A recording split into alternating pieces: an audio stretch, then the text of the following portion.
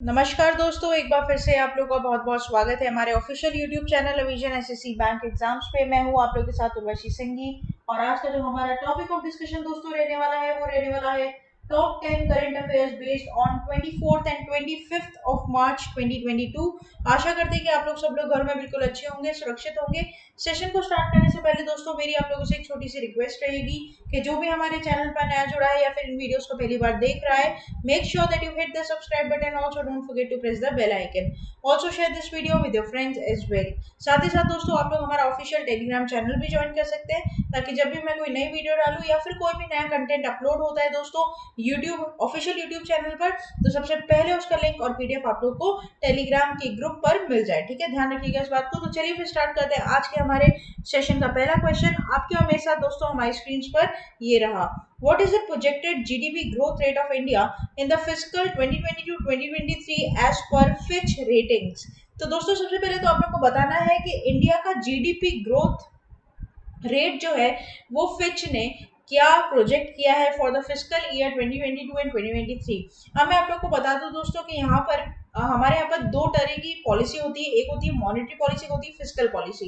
Monetary policy जो होती है वो रिजर्व बैंक ऑफ इंडिया के द्वारा दी जाती है और physical policy government of India के द्वारा। ठीक है, तो यहाँ पर फिजिकल की बात हो रही है तो ऑप्शन आप लोगों के सामने है और करेक्ट ऑप्शन जो हो जाएगा वो हो जाएगा 8.5%। ठीक है, क्या हो जाएगा 8.5%।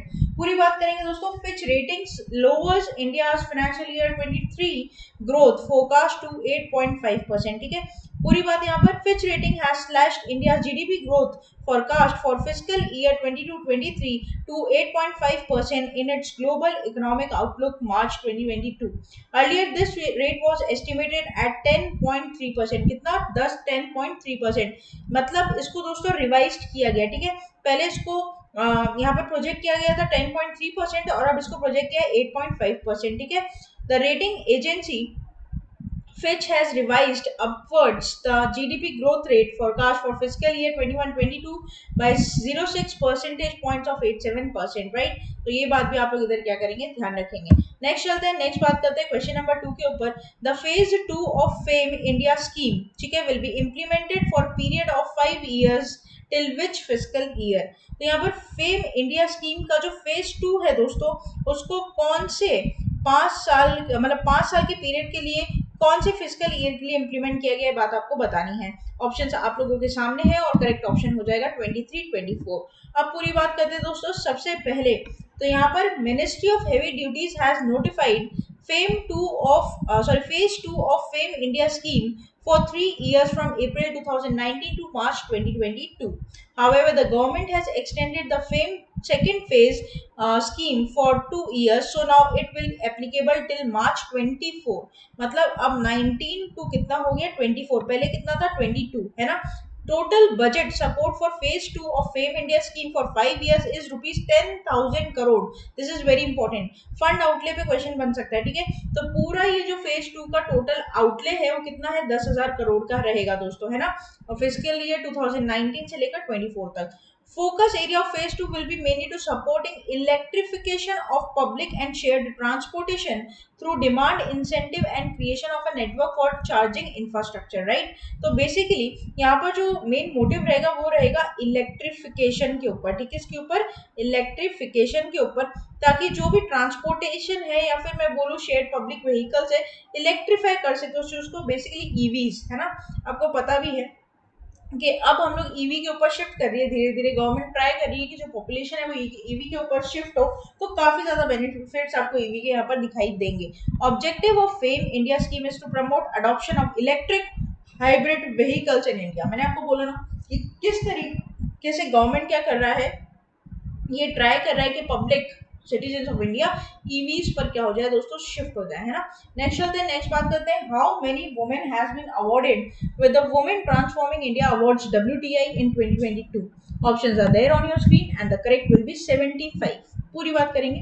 Women entrepreneur platform of NITI Aayog organised 5th edition of women transforming India awards on March 21 2022 as a part of Azadi Ka Amrit Mahotsav to celebrate 75th year of India's independence. The WTI award has been conferred 75 women achievers for their contribution towards सशक्त and समर्थ भारत, ठीक है। तो यहाँ पर सशक्त and समर्थ भारत के towards, मतलब contribution के टूवर्ड्स, यहाँ पर जो आपका 75वां इंडिपेंडेंस डे, जो कि आजादी का अमृत महोत्सव का पार्ट है दोस्तों, उसमें 75 वुमेन अचीवर्स को यहाँ पर कंट्रीब्यूशन देखने को मिला है। The women transformation India award has been presented since 2018 by NITI Aayog under the aegis of women entrepreneurship platform to highlight the commendable and groundbreaking endeavors of the India's women's leading and change makers with a special focus on entrepreneurship, right? Basically women entrepreneurship को बढ़ावा देना यहाँ पर इसका main objective है दोस्तों, ठीक है। तो ये बात आप लोग ध्यान रखेंगे। नेक्स्ट चलते हैं क्वेश्चन नंबर 4 के ऊपर। Which city has been adjudged as the world's most polluted city in IQAS 2021 world air quality report, ठीक है। Options are there on your screen and the correct will be new Delhi. New Delhi has been ranked the world's most polluted capital city for second consecutive year as per IQAS 21 World Air Quality Report। पूरी दुनिया में दोस्तों capital city में सबसे ज्यादा polluted जो है वो है न्यू दिल्ली, है ना। New Delhi is followed by Dhaka, N'Djamena, Dushanbe और आपका Muscat has top 5 polluted capital cities in respectively। India की बात करें तो भिवाड़ी मोस्ट पॉल्यूटेड सिटी है इंडिया की, followed by Ghaziabad, Delhi and Jaunpur. Bangladesh was the most polluted country, followed by Pakistan, Tajikistan and Chad. India is the 5th most polluted country, ठीक है। तो ये भी आप लोग एक सर्वे है, एक रिपोर्ट है, डेफिनेटली आपको बैक ऑफ द माइंड याद रखनी चाहिए दोस्तों, है ना। नेक्स्ट चलते हैं, नेक्स्ट बात करते हैं यहाँ पर क्वेश्चन नंबर 5 के ऊपर। What is the rank of India in global house price index for Q4 2021 as per Knight Frank? Options are there on your screen and the correct will be 51. India has improved its rank by 5 spots to be placed at 51st position in the Global House Price Index Q4 2021 released by property consultant Knight Frank। India was placed 56th in the Q4 2020, ठीक है। तो ये ध्यान रखना कि यहाँ पर improve की है इंडिया ने अपनी रैंक, है ना। India witnessed 2.1% annual appreciation in housing price rates during the October-December quarter of 2021 against Q4 of 2020. Right? Turkey saw the highest annual price growth rate by 59.6% in Q4 2021.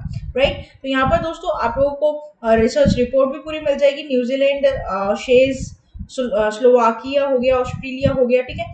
5 most respectively countries हैं जो कि latest report के द्वारा यहाँ पर आपको बताई गई है। तो यहाँ पर इंडिया का 51st पोजीशन रहता है दोस्तों, ये ध्यान रखना, टर्की ने टॉप किया है।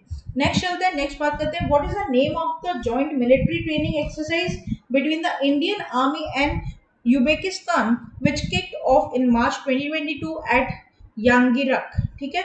तो options are there on your screen and the correct will be ex Dustlik, ठीक है। तो यहाँ पर 3rd एडिशन है दोस्तों, है ना।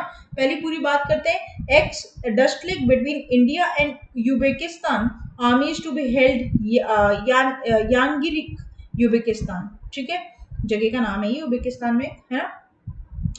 तो सबसे पहले 3rd edition of the joint training exercise name ex Dust Lake between Indian Army and Uzbekistan Army is being conducted at Yangiraki, Uzbekistan in 2022 and 31st March 2022, right? 22 से 31 मार्च बेसिकली रानीखेत में conduct हुआ है लास्ट एडिशन इसका। And India contingent will be represent by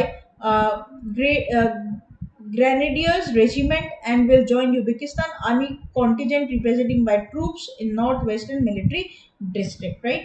photo आप यहाँ पर देख पा रहे हैं। नेक्स्ट चलते हैं, नेक्स्ट बात करते हैं। Name the winner of 2022 Pritzker architecture prize.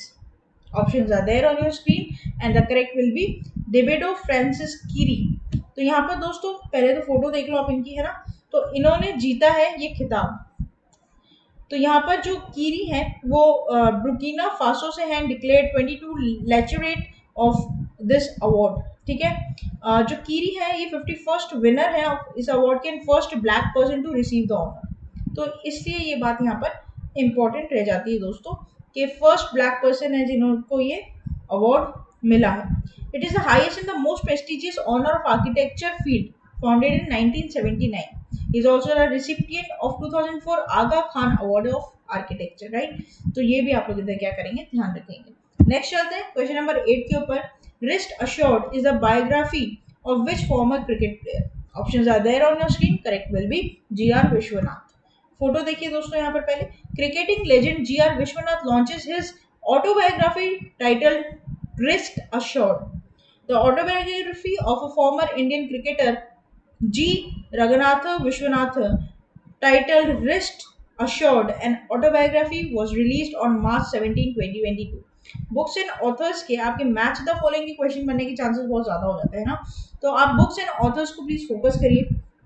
और किसी को भी अगर सेपरेट इसकी नोट्स चाहिए तो आप मुझे कमेंट बॉक्स में लिखकर बता दीजिए, है ना। तो आपको उसकी नोट्स टेलीग्राम पे भी मिल जाएगी और हमारे ऑफिशियल अभिषेक की जो वेबसाइट है vision.co.in वहाँ पर भी अपलोड कर दी जाएगी। The book has been coauthored by senior journalist and cricketer writer R Kaushik. Rupa publication ने इसको पब्लिश किया है बुक को, इंडिया की, ये बात आप लोग ध्यान रखना। नेक्स्ट चलते हैं क्वेश्चन नंबर 9 के ऊपर। The world head injury awareness days created globally on which day? Options are there on your screen. Correct will be March 20. तो यहाँ पर हम लोग पूरी बात करेंगे दोस्तों। The World Head Injury Awareness Day is observed globally on March 20 to educate and foster awareness among the general public about traumatic head injuries and strategies to prevent accidents and brain injuries, right? यहाँ पर theme आप लोगों के लिए बहुत important हो जाती है। तो थीम क्या है, 2021-2023 के जो कैंपेन है उसका थीम रहेगा more than my brain injury. क्या रहेगा, more than my brain injury, ठीक है। तो ये बात आप लोग इधर क्या करेंगे, ध्यान रखेंगे, ये इसकी थीम रहेगी। नेक्स्ट चलते हैं last question of this session के ऊपर। What is the theme of 2022 world meteorological day? ठीक है, options are there on your screen and the correct will be your early warning and early action. ठीक है, this is your theme for this day. तो world meteorological day 2022 इसका this दिवस को कब मनाया जाता है दोस्तों, 23 मार्च को। कब, 23 मार्च को। और इसको सेलिब्रेट किया जाता है every year to force the convention of establishment of world meteorological organization on 23 March, right. Theme दी गई है, याद तो करनी पड़ेगी, अर्ली वार्निंग अर्ली एक्शन। ठीक है, तो ये बात आप लोग इधर क्या करेंगे दोस्तों, ध्यान रखेंगे। ये था हमारा पूरा टॉप 10 करंट अफेयर्स का सेशन। अच्छा, यहाँ पर दो आप लोगों के लिए और इम्पोर्टेंट क्वेश्चन यहाँ पर रखे गए हैं दोस्तों। सॉरी, ये जो आज का सेशन रहेगा वो 12 क्वेश्चंस का रहेगा। ठीक है, तो पूरी क्वेश्चंस हम लोग देखेंगे। 11th रहेगा दोस्तों, मार्च 23 is observed on the martyrs day of commemorate the death anniversary of which Indian freedom fighter. Option आप लोग के सामने है, भगत सिंह, सुखदेव थापर और शिवराम राजगुरु। ये हमें कहीं ना कहीं पता है दोस्तों कि जो आपके मार्टर्स डे मनाया जाता है वो इन तीनों के यादगार में मनाया जाता है दोस्तों। 23 मार्च को हम लोग शहीद दिवस और सर्वोदय दिवस के नाम से भी जानते हैं ना। तो यहाँ पर दोस्तों फ्रीडम फाइटर भगत सिंह, सुखदेव और आपका राजगुरु की यहाँ पर डेथ एनिवर्सरी के रूप में मनाया जाता है ना। और it was on March 23 in Lahore Pakistan that these three were hanged to death as assassination of John Saunders as a British officer in 1928, right? Bhagat Singh movie में भी देखा होगा दोस्तों आप लोगों ने, पूरी कहानी यहाँ पर बताई गई थी उसमें। और लाठी चार्ज भी हुआ था और डेथ भी हुई थी लाला लाजपत राय, है ना। तो चलते हैं नेक्स्ट बात करते हैं हम लोग। लेट, ये आज के सेशन का दोस्तों लास्ट क्वेश्चन है यहाँ पर। Late Soumeylou Boubeye Maiga was a former prime minister of which country? Options are there on the screen. Correct will be Mali, है ना। पहले फोटो देखिए, आप इनका देहांत हो चुका है। डिवाइस से आपके एग्जाम के लिए यहाँ पर दोस्तों क्या रहेगा, इंपॉर्टेंट रहेगा। ठीक है, तो ऑर्बिचुअली यहाँ पर इंपॉर्टेंट रहती है, बात आप लोग यहाँ पर ध्यान रखिएगा। और दोस्तों बने रहिए हमारे साथ आगे आने वाले और फ्रूटफुल वीडियोस के लिए। तब तक के लिए आप लोग बने रहिए और पढ़ते रहिए। कोई भी दिक्कत आती है तो कमेंट बॉक्स में लिखकर बता दीजिए। और साथ ही साथ दोस्तों टेलीग्राम में भी आप लोग पिंग कर सकते हैं। तो ये था हमारा पूरा टॉप 12 करंट अफेयर्स का सेशन। तब तक के लिए thank you so much and have a nice day.